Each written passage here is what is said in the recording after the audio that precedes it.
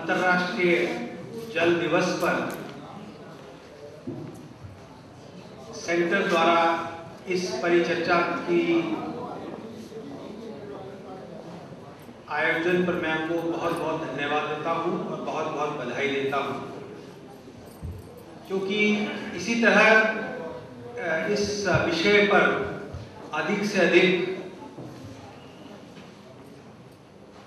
जानकारी लोगों में बढ़ाई जा सकती है और उनको इसके प्रति सचेत किया जा सकता है।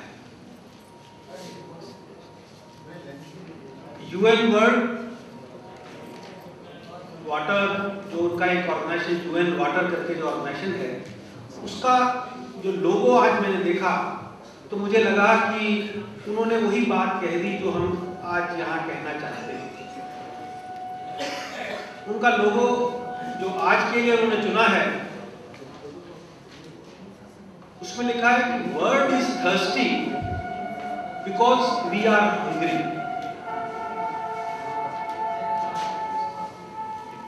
संसार आज प्यासा है क्योंकि हम भूखे हैं। देखिए कितने अच्छे शब्द उन्होंने चुने इसके लिए। और इसका सार यही है कि जल जो हमारा जीवन है, जब हम उसमें व्यापार करने लगेंगे तो नेचुरली हम उसके व्यापार से अधिक धन कमाना चाहेंगे। तो उस धन की भूख ने बहुत से लोगों को इस जल से वंचित कर दिया। और इसी बात को उजागर करने के लिए लगता है उन्होंने बहुत ही एप्रोप्रिएट लोगो आज उनके वेबसाइट में दिखता है। मुझे बहुत ही अच्छा लगा है। इसी बात को और आगे बढ़ाने के लिए मैं कोट करना चाहूंगा अपने भूतपूर्व राष्ट्रपति जी श्री अब्दुल कलाम जी को। उन्होंने एक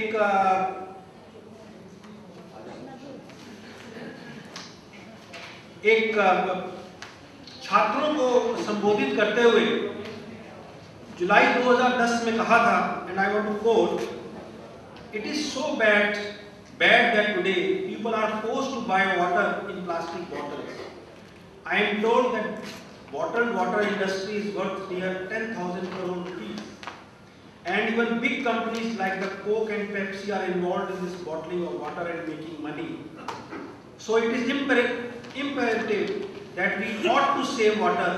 We do not surprise if today's bottled water industry becomes next oil industry by 2025। कितना उनके दर्द को आप समझिए। उन्होंने कहा कि जिस तरह से आज तेल पर व्यापार हो रहा है, ये वो दिन दूर नहीं कि जब अब वही सिचुएशन, वही व्यवस्था पानी की तरफ नजर आ रही है।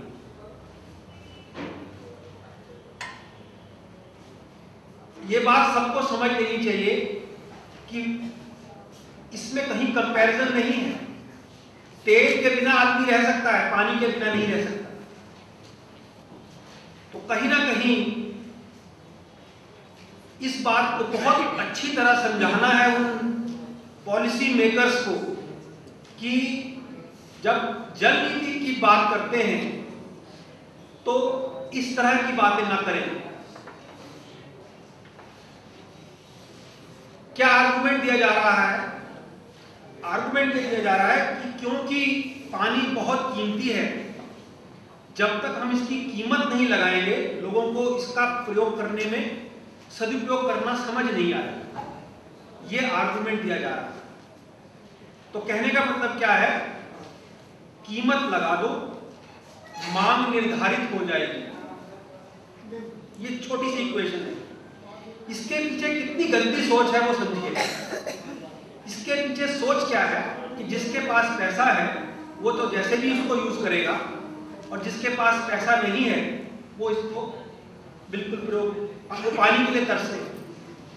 तो जब पॉलिसी मेकर्स की ऐसी सोच है तो हमारी जल नीति का क्या होगा, इसके तो भगवान ही मालिक है।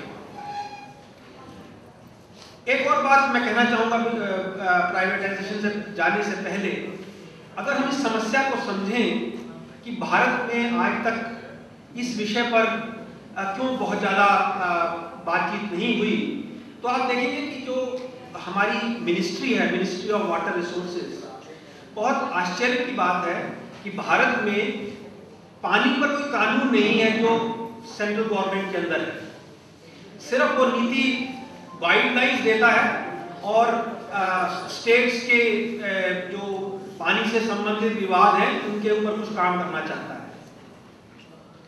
मतलब ऐसी क्या बात हुई? ठीक है, अगर कॉन्स्टिट्यूशन में इस तरह का कोई प्रोविजन है तो आज कॉन्स्टिट्यूशन को चेंज किया जाए, ऐसा मुंह बनाया जाए कि देखिए पानी ऐसा नहीं है जो सीमाओं से बंधा है, ना तो वो किसी राज्य की सीमा से बंधा है, ना वो किसी देश की सीमा से बंधा है। तो कहीं ना कहीं जब हम फेडरल गवर्नमेंट की बात करते हैं तो उसको तो ये सब राज्यों को साथ में लेकर चलने की बात करनी ही पड़ेगी, ऐसा कानून हमें बनाना ही पड़ेगा, नंबर 1। नंबर 2, एक जो और हमारे यहाँ एक कानून है कि जिसकी जमीन उसके नीचे का पानी उसी का, तो ईजमेंट एक्ट जिसको शायद बोलते हैं, राजेश लोकना जी ज़्यादा अच्छी तरह बता पाएंगे उसको, इसको भी कहीं बदलने की बहुत बहुत इमीडिएट जरूरत है। आज मेरी जमीन के नीचे मेरा पानी, कहीं उसमें लिखा नहीं है कितनी जमीन, अगर 1000 स्क्वायर मीटर का मेरा प्लॉट है तो 1000 स्क्वायर मीटर में ही पानी है।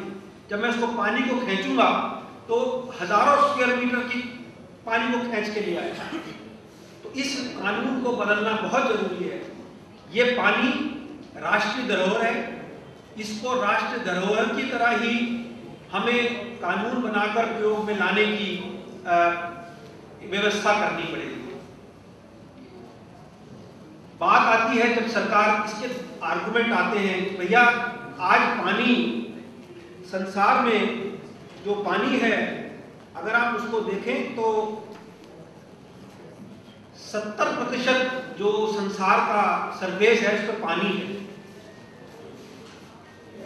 पर उसमें से जो 57% पानी है वो खारा पानी है।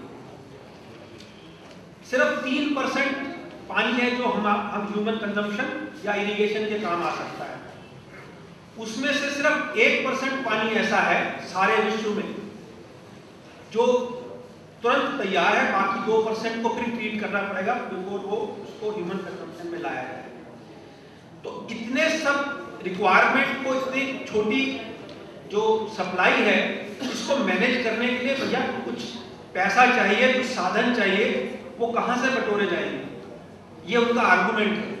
और इसके लिए हमें इसको व्यापार की तरह करना चाहिए। क्यों व्यापार? ऑयल भी तो व्यापार की तरह कर रहे हैं, जिसके पास ज्यादा है वो उसको बेचे, पैसा कमाए, दूसरे कामों में लगाए। तो पानी का भी ऐसा ही, ये उनका आर्गुमेंट है। तो सरकार को ये कहना चाहिए, तो हमें बताना पड़ेगा सरकार को इस बारे में कि फंडामेंटल राइट जिसकी हम पिछले पूरे सेशन में बात हुई, उसको, उस सुविधा को देना सरकार की जिम्मेदारी है। उसके लिए सरकार हमसे कर लेती है, और कर नीति का ये एक आधार होता है कि कर कुछ लोगों से कलेक्ट किया जाए और उसका बेनिफिट सारी जनता को, ये इसके पीछे एक फंडामेंटल उसका प्रिंसिपल है। तो अब आप अगर ये कहें कि नहीं पानी अब गरीब पी रहा है तो गरीब से ही मुझे पैसे लेने हैं तभी मैं उसको पानी दूंगा, ये लॉजिक नहीं चलेगा। सरकार को पीने का पानी सबको मुफ्त देना ही पड़ेगा। कोई भी पॉलिसी बने, ये उसका पहला असूल होगा। उसके बाद पानी, पीने के पानी के बाद हमारी खेती के लिए पानी चाहिए। हाँ, जैसे आप कहते हैं कि तालाब भर गया और पानी सरप्लस ओवरफ्लो हो गया, आप व्यापार करिए उसमें, उसको व्यापार में लाइए। इंडस्ट्री को कितना पानी चाहिए, किस इंडस्ट्री को कितना पानी चाहिए, वहां हम आपको स्कोप देते हैं, आप करिए वहां आपको व्यापार। किस इंडस्ट्री को आपको ज्यादा पानी देना है, हर इंडस्ट्री में आज पानी चाहिए, वहां व्यापार का बहुत स्कोप है। तो इस तरह से मैं अपनी बात बस यही जल्दी ही खत्म करूं।